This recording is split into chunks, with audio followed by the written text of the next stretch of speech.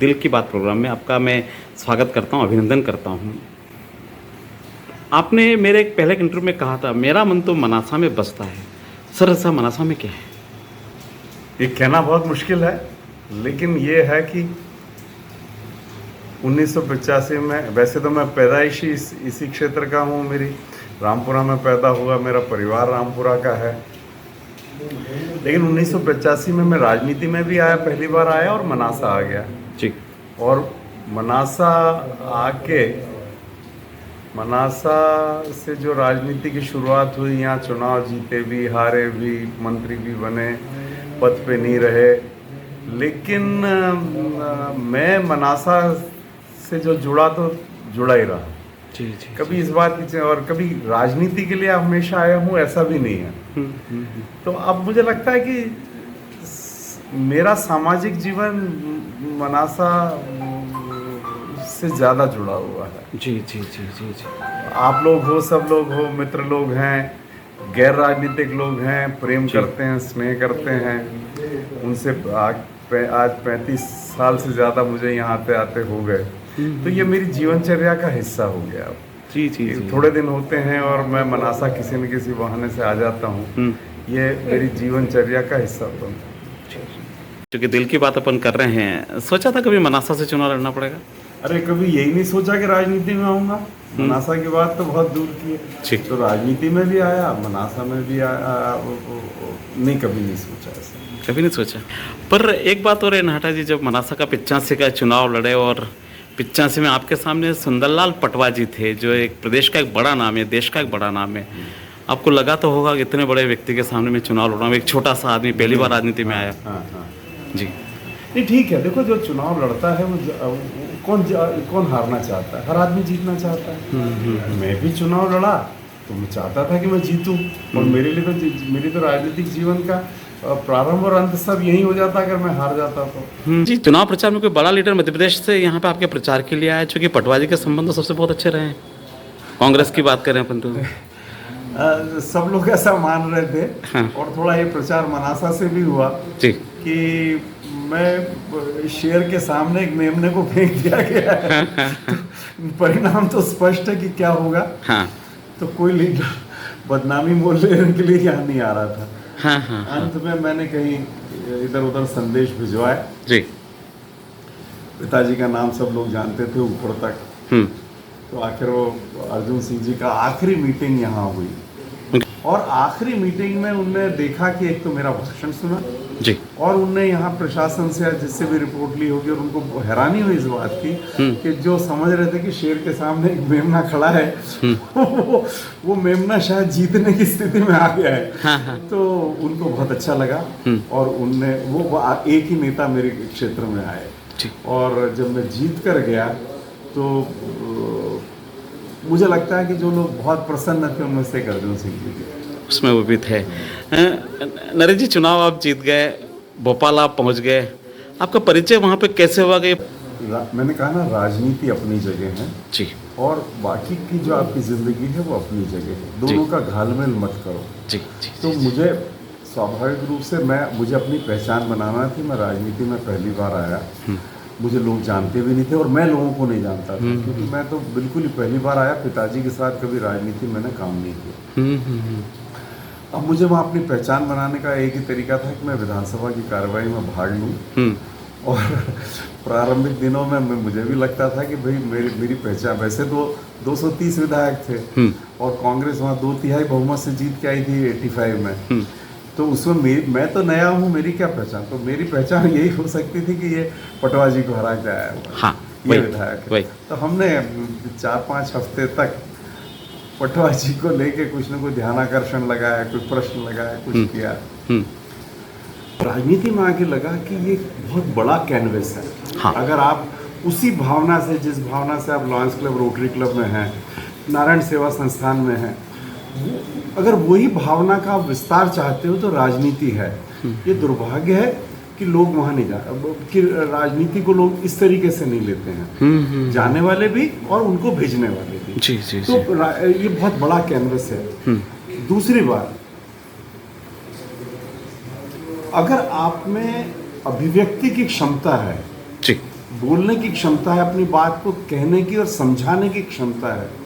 तो मैं समझता हूँ कि विधानसभा और संसद से बड़े मंच कोई नहीं हो सकते, जी जी जहाँ इंसान अपनी बात को पूरी तर्क के साथ, पूरी शक्ति के साथ बोलता है और सारा हिंदुस्तान, सारा प्रदेश, सारा देश उसको सुनता है। तो ये विधानसभा जाके अच्छा लगता है।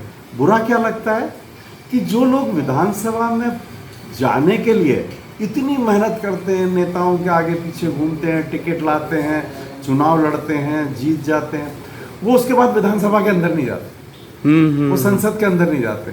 तो ये कैसा दुर्भाग्य है कि आप सांसद बनना चाहते थे, लोकसभा में जाना चाहते थे, वही आपकी राजनीति थी। आप विधायक बनना चाहते हो, वही आपकी राजनीति। और जिस दिन जनता ने बना दिया, उस रोज आपको बैठने में तकलीफ आ रही है। जी जी जी जी जी खैर मैं उनमें से नहीं रहा। हाँ। लेकिन मुझे कुछ बहुत वरिष्ठ लोग जो थे, हाँ। इसमें एक श्याम सुंदर जी पाटीदार थे, बाबूलाल जी गौड़ थे, ये लोग मुझे इसलिए पसंद करते थे कि मैं नया युवा विधायक था और सुबह 10:30 से 5 तक, शाम तक, जो जब तक विधानसभा चलती, मैं बराबर वहाँ रहता और विधानसभा की सारी कार्रवाई में भाग लेता। अपनी पार्टी के लोग तो मुझे प्रेम करते थे, लेकिन मुझे बीजेपी के भी बहुत लोगों ने प्रेम किया। नरेंद्र जी, आप मिनिस्टर रहे तराणु से लेकर 2003 तक रहे आप मिनिस्टर। मनासा का आपने कैसे का डेवलपमेंट करने के लिए सोचा और प्लान कैसे मनासा को विकास करने के लिए आपके मन में आया? देखो, एक तो ये कि जनता ने जब आपको जताया जी, और मुझे तो मनासा की जनता ने राजनीति में स्थापित किया, केवल विधायक नहीं बनाया जी, तो मेरा फर्ज बनता था। दूसरी बात मैंने कहा कि जैसे मैं सामाजिक संस्थाओं से निकला, तो मैं मानता था कि ये बड़ा कैनवस है जहां आप ज़्यादा बड़ा काम कर सकते हो। तो मेरे दिमाग में हमेशा एक विजन रहा मनासा को लेके, जी, रामपुरा को लेके। रामपुरा इसलिए कि रामपुरा एक तो मेरी जन्म स्थली है, इसलिए भी, और रामपुरा गांधी सागर के बांध बनने की वजह से। मैंने रामपुरा को बहुत छोटा 3, 4, 5 साल की उम्र में जब रामपुरा थी तो उसकी रौनक अलग रहती थी जी, और बाद के वर्षों में रामपुरा की रौनक। तो मैं समझता था कि इस क्षेत्र के लिए मेरे दिमाग में जो एक विजन था वो यही था कि यहाँ कोई ये कहे कि यहाँ कोई बहुत बड़ी इंडस्ट्री आ जाएगी तो नहीं होगा। इंडस्ट्री बहुत सारी सुविधाएं चाहती है, वो एयरपोर्ट भी चाहती है, वो बहुत सारी चीज़ें चाहती है जो हमारे पास नहीं था।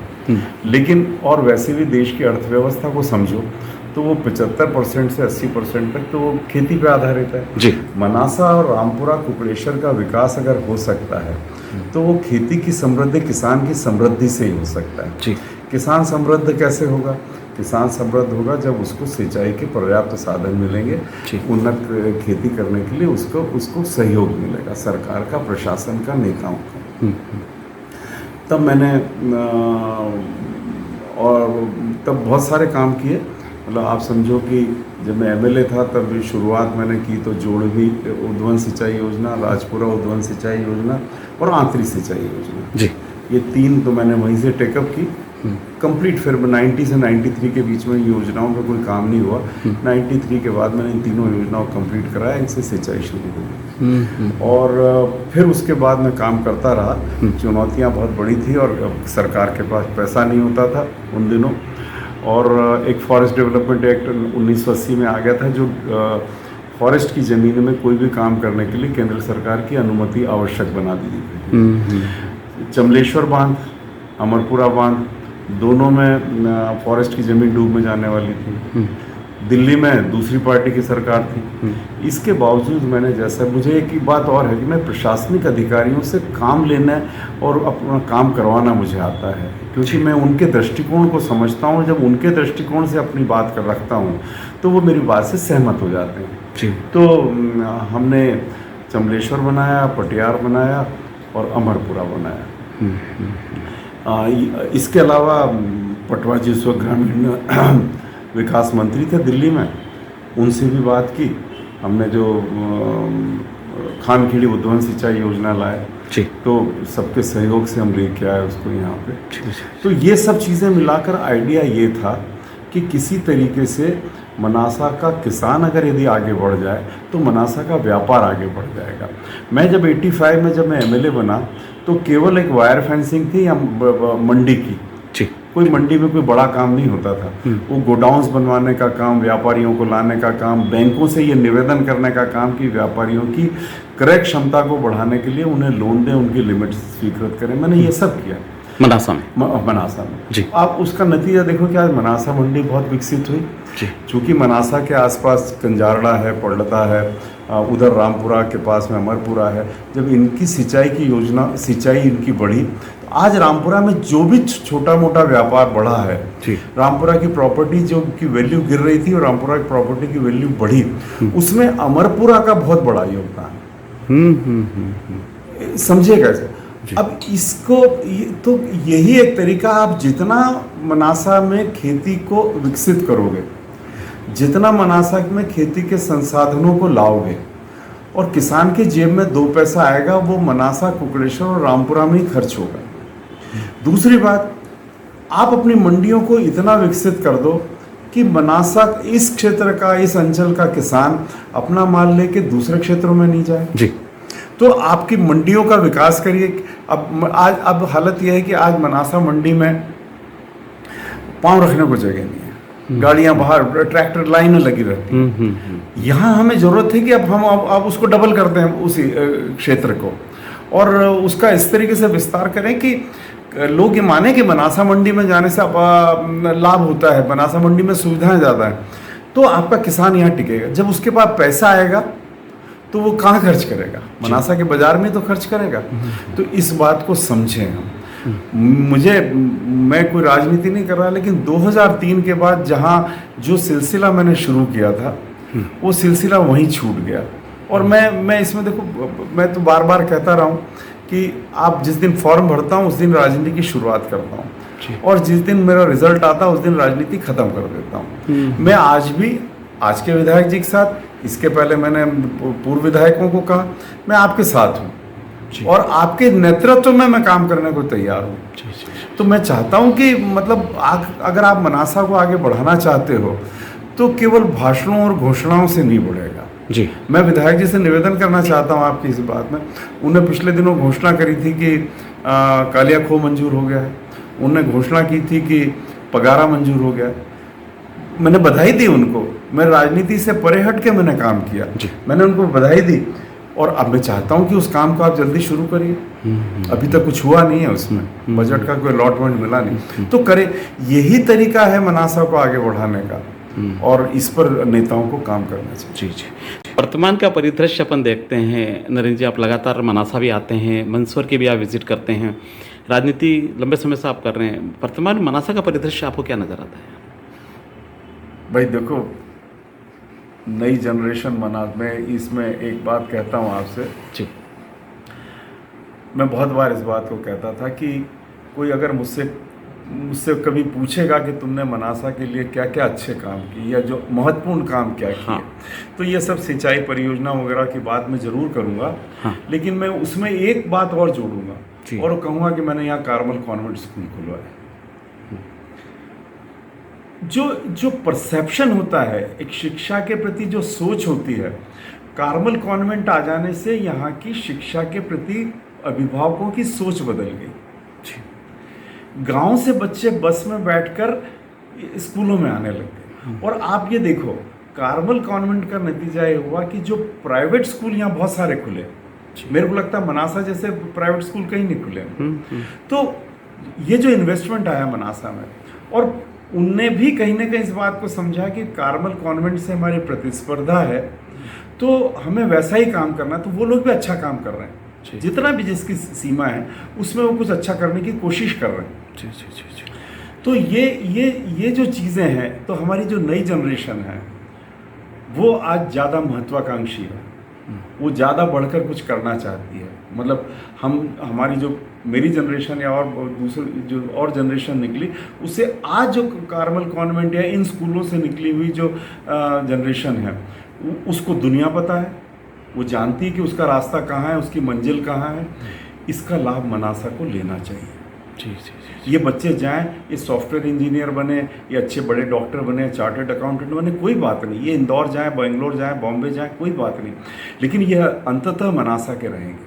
अगर आपको याद हो तो पिछले दिनों हमारी मनासा की एक बेटी ने बेंगलोर में उसका फोर्ब्स के कवर पेज पे फोटो छपा था। और तब मैंने एक फेसबुक पोस्ट लिखा था, मैंने कहा मनासा की बेटी है। तो ठीक है, वो बेंगलोर रह के हमारा काम करे, पर वो मनासा से जुड़ी रहे, ये हम मनासा वालों की जवाबदारी है। और इन बच्चों को हम इस बात के लिए तैयार करें कि तुम दुनिया में कहीं चाहो, बहुत ऊंचे जाना, आसमान तक को छूना, लेकिन याद रखना कि तुम्हारी जड़ें मनासा में हैं।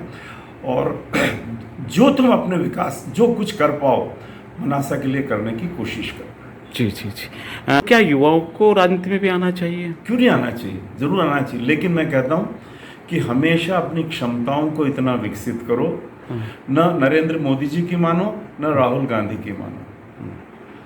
अपनी अपनी अपनी दिमागी क्षमता को इतना विकसित करो कि आप अपने तर्क के आधार पर, अपने ज्ञान के आधार पर इन नेताओं की बातों को तोल सको और फिर एक निर्णय लो कि मेरे हित में क्या है, परिवार के हित में क्या है, मनासा के हित में क्या है, मेरे देश के हित में क्या है, और उसको समझने की कोशिश करो। भावुकता में कभी मत बहो। तो मैं चाहता हूं कि हाँ, युवा पीढ़ी आगे आए, लेकिन युवा पीढ़ी वो आए जो सकारात्मक राजनीति करे, जिसके मन मस्तिष्क में मनासा बसा हो, और जो समझे कि विधायक बन के या राजनीति करके हम किस तरीके से मनासा को आगे बढ़ा सकते हैं। तो उस राजनीति करने का लाभ होगा। तो नई पीढ़ी, और नई पीढ़ी के पास शिक्षा हमसे बेहतर है, तो इसलिए अगर वो कोशिश करेंगे तो हमसे बेहतर राजनेता बनेंगे। थोड़ा अवसर आपको और मिलता 2003 के बाद में, तो तस्वीर कुछ बदली हुई नजर आती है जैसा आप चाह रहे थे? मैं केवल 5 साल और चाहता था जी। मनासा मुझे केवल 5 साल और दे देता जी, तो मैं दावे के साथ कहता हूँ कि मनासा एक नीमच जिले में और मध्य प्रदेश में एक अपना उसका अलग स्थान होता है। और उसके बाद भी भले ही मैं चुनाव हार गया, मेरा जज्बा कायम रहा, और मैं उन सब विधायकों से जो मेरी पार्टी के भी रहे, बीजेपी के भी रहे, उनके साथ मैंने सहयोग करने की कोशिश की, पर शायद वो बात जमी नहीं, कुछ हो नहीं पाया। आप देखो, जहाँ मैंने नहरें, चमलेश्वर की नहर जहाँ से आगे जानी थी, मेरी इच्छा थी कि उधर चौकड़ी से लगा के हम बख्तूनी चले जाएं, और इधर जो है धाकड़ खिड़ी दंतलई से लेके कुकड़ेश्वर से पानी को नीचे उतारें। अमरपुरा से मजीरिया होते हुए नहर रामपुरा तक आनी थी, वो तो अमरपुरा के बाहर नहीं निकल पाई। तो आज भी मैं कहता हूँ, मुझे ये दुख है, मुझे 5 साल और चाहिए थे बस। इसके बाद तो मैं मन बना लिया था मैंने कि 5 साल के बाद फिर ठीक है, राजनीति से विश्राम करेंगे, पर वो 5 साल फिर नहीं मिले। जी जी। नरेंद्र जी, सपोज करो 23 में चुनाव वापस आ रहे हैं विधानसभा के, कभी पार्टी ने अवसर दिया आपको, क्या मनासा से चुनाव, दिल में कुछ है क्या इसको? महेंद्र, मैं हमेशा कहता हूँ राजनीति भाग्य का खेल है जी। 10-20% मेहनत होती है, 80-90% भाग्य होता है। भाग्य मुझे कहाँ ले जाएगा मैं नहीं जानता, लेकिन मैं इतना जरूर जानता हूँ कि मेरा मन जो है वो इस अंचल से जुड़ा है। जी जी जी जी। मैं जिस दिन मंदसौर में मुझे मेरी मर्जी के खिलाफ टिकट दिया गया, उस दिन भी मैं मनासा की सोच रहा था, और मेरे कार्यकर्ता जानते हैं इस बात को कि मैं एक गांव से दूसरे गांव जाता तो वहां से बीच में मैं फोन करता था मनासा कार्यकर्ताओं। तो ये निष्ठा बनी रहेगी, ये निष्ठा बनी रहेगी। मैं एंड की ओर ले जा रहा हूँ इस इंटरव्यू को, और कोई दिल में ऐसी बात आप कहे मैं नहीं पूछ पाया आपसे? मुझे याद नहीं आती, लेकिन मैं जब पटवा जी के सामने कुछ नहीं था तो चुनाव जीत गया, और उन 5 सालों में मेरी बहुत प्रशंसा मुझे मिली काम की। जी जी जी जी। लेकिन मैं चुनाव हार गया। यहाँ एक लंबे टाइम तक रिकॉर्ड है कि सिटिंग एमएलए चुनाव नहीं जीतता यार। मैं और समय में चुनाव हार गया, मुझे अफसोस नहीं है। कैसे, थोड़ा क्लियर करो ना, कैसे नहीं जीतता है, मतलब मैं समझ नहीं पा रहा हूँ बात। क्या सिटिंग एमएलए चुनाव नहीं जीतता है? सेकंड, हाँ मैं बताता हूँ आपको। जी, चलो, 57 में और 62, एक छोड़ दो, एक अपवाद है जहाँ पटवा जी विधायक थे 62 पे, 57 और 62 जी। 67 में बैरागी जी हो गए, 72 में सूरज भाई हो गए तुगनावत हैं, 77 में बसेर जी हो गए, 80 में बैरागी जी हो गए, 85 में नरेंद्र नाहटा हो गया, 90 में लड़ा जी हो गए, 93 में फिर नरेंद्र नाहटा हो गया, 98 में भी नरेंद्र नाहटा हुआ, पर उसके बीच में वो एक लोकसभा लड़ा था जो मनासा की जनता ने हरवा दिया। और फिर 2003 में फिर कैलाश जी आ गए, कैलाश जी के बाद भी फिर कैलाश जी हार गए तो विजन माला हेड़ा आ गए, फिर विजन माला हेड़ा हार गए, फिर कैलाश जी आ गए, और फिर माधव जी आ गए। तो ये मैं कहता हूँ कि आप जिसको भी मत देते हो उसको केवल उतारने के लिए मत दो, उसके काम पर उसका आकलन करके उसको बिठाओ या उतारो। क्या उस आदमी को जिसने चमलेश्वर, पटियार, खानखेड़ी, अमरपुरा, क्या उसके साथ ये बर्ताव, मैं अपनी व्यक्तिगत बात कर रहा हूँ, लेकिन नहीं, ये मैं आज भी 2003 के उस काम को लोग आज भी 18 साल बाद भी इसको याद करते हैं।